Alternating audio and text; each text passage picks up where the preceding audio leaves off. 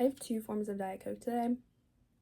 That's just the kind of day it is, honestly. Hey guys, what is up? Welcome back to my channel. My name is Jazmin Rivera. If you don't know me, hi. I have 7 books to share with you that I read in the month of March, in my birth month. I feel like March has gone by so fast, but so many things happened in March. Also, today is day 2 after hair wash, so she's kind of frizzy, she's kind of crazy. Ignore her.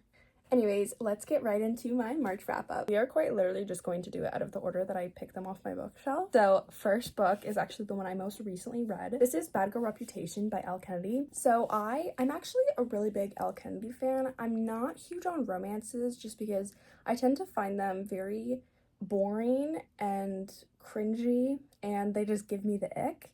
I don't know if that's because I'm just really picky when it comes to real men, and every little thing kind of sets me off. But I love how Elle Kennedy writes.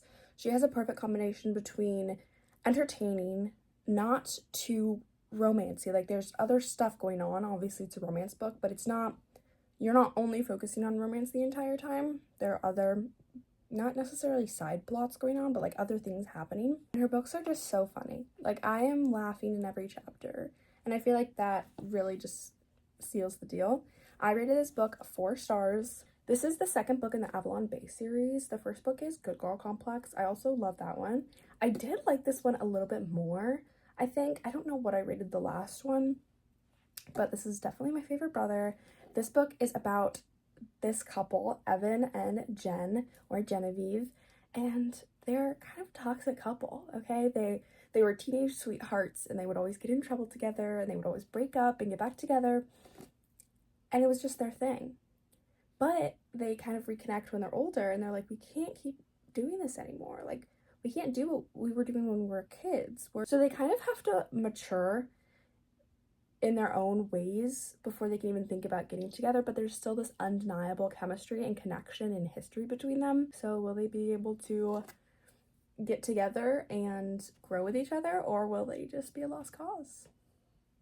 I don't know, you should read the book to find out. It was really good though, so I recommend it. Okay, the next book. This was actually also a romance, which is weird because nobody really knows this, but like I said, I'm not a huge romance person. But I read 2 romances in 1 month, which is kind of like crazy. And that's just because usually after I read a romance, I'm kind of just like, okay, like that was enough. I'm done with fluffy relationship, like leave me alone. So I read God of Malice by Rena Kent. Wow. I did not like the beginning of this book. I don't know how so many people are like so okay with like what went on in the beginning. Like, here's the thing. I'm not gonna say what happens because number 1, I don't want to say it out loud with the mouth that I used to speak to my mother, but also because I don't want this to be what I'm known for. But let's just say some very questionable things happen. I feel like I can't speak about it. After the beginning, we prevailed, and I enjoyed this book actually. I'm still a little bit iffy about the beginning. Like, it didn't ruin the book for me, but it definitely didn't make me love the book more. I am nervous to read the second book because I've heard that that's kind of the beginning of this, but throughout the entire book and even worse. Actually, maybe it's not the second book. Maybe it's just another book in the series. This book is about this guy named Killian, and he's kind of obsessed with this girl named Glendon. I'm gonna be honest, I don't really remember anything else, only that she thinks he's too broken to love and he's like not safe to be around. And he's kind of just like obsessed with her, but then it becomes something more. It was good, but like definitely not for everyone. Like, I wouldn't just go around recommending this book, but it was still really good. Next, we have Burn Our Bodies Down by Rory Power. I don't know at what point in this month I successfully got in and then out of a reading slump. But yeah, so this kind of was in the midst of my reading slump. I was listening to it as an audiobook. This book was interesting. So this book is about a girl named Margot, and her mom have kind of a weird relationship. Her mom is kind of very secretive, but also mildly manipulative in a way that is just stone cold. Like, she knows what she's doing, but she doesn't really have to try hard because the daughter wants the mom's approval so much. But at one point, Margot kind of just gets fed up and she goes to the hometown of her mom that she has never visited to see her grandma, the only living family she knows that she has left. Then some really weird stuff starts happening.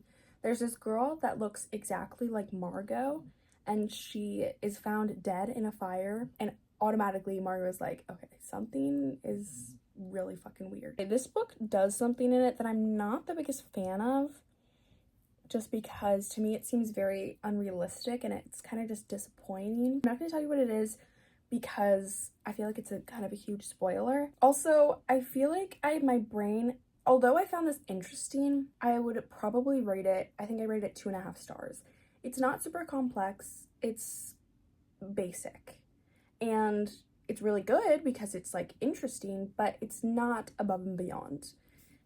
I probably wouldn't read it again.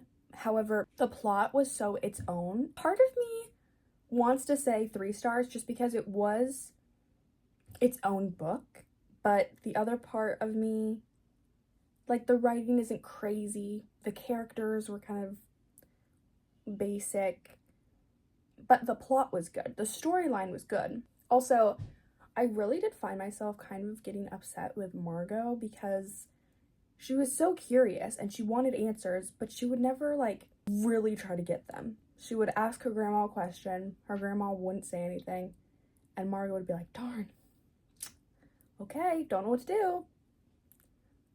Queen, we aren't in it. Like, you ran away from your mother. Like, you're in it to win it at this point. Try a little harder.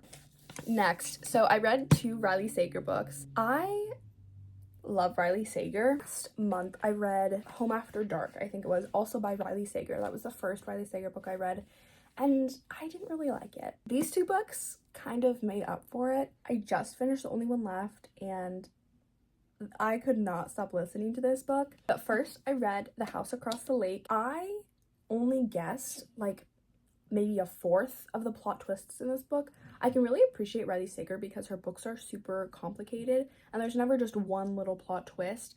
There's one plot twist that quite literally like changes everything. So it's, you're like, oh, okay. And something I also really like about Riley Sager is that I love when in mystery books, the author gives you everything you need to solve it and like hints throughout, but also so it still surprises you. I feel like a lot of times it's not done the best because by giving me everything that you're kind of hinting at, it just allows me to guess exactly what is going to happen. Riley Sager does it amazingly. Okay guys, I did put in my AirPods because my dog is sleeping and snoring next to me and I didn't want you guys to be able to hear that throughout the entire vlog. I'm not gonna kick her out and I'm not gonna keep waking her up because that's evil. So The House Across the Lake is about this girl who, she's like a retired actor, I think, and she lives in Vermont. I live in Vermont. And she kind of befriends this ex-supermodel after she saves her from drowning, but she kind of begins to act very weird, this ex-model, and all signs point to her husband, who kind of seems to be a little weird, a little sketch. So naturally our main character, Casey's also a recovering alcoholic and her husband just died. He died at the place that she's staying at.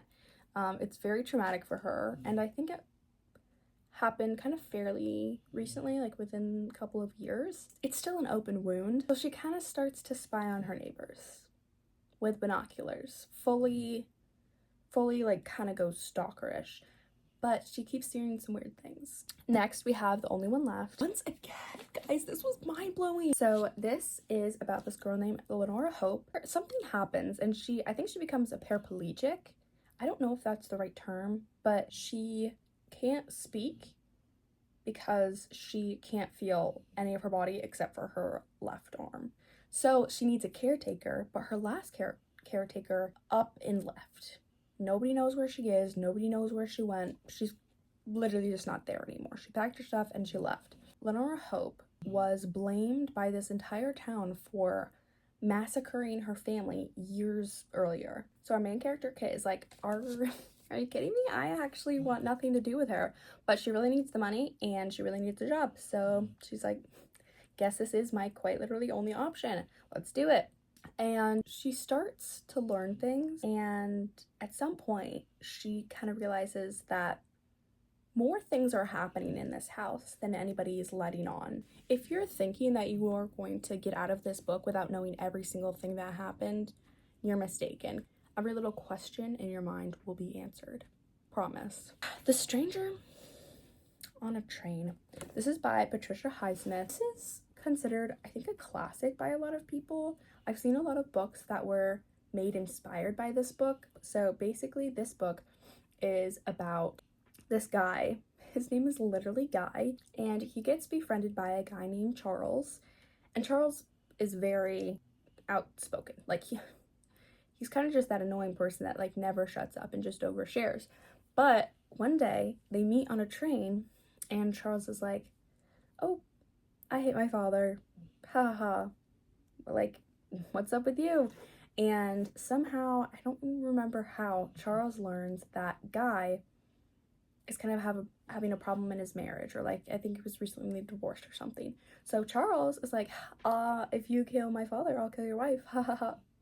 And Guy is like, get this dude away from me. And then Charles does it. Charles kills Guy's ex-wife.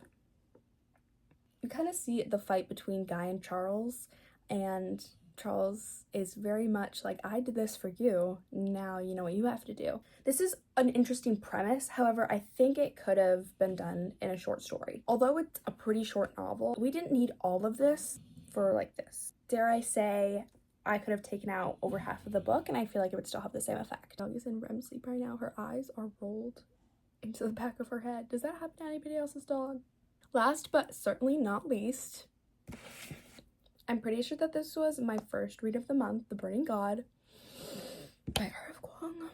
R.F. Kuang, who allowed you to write things like this? When people say that this will break your heart, it most certainly will. A piece of me died with the end of this book. However, I loved this universe, and the Poppy War trilogy is one of the very well might be the best fantasy series I have ever read.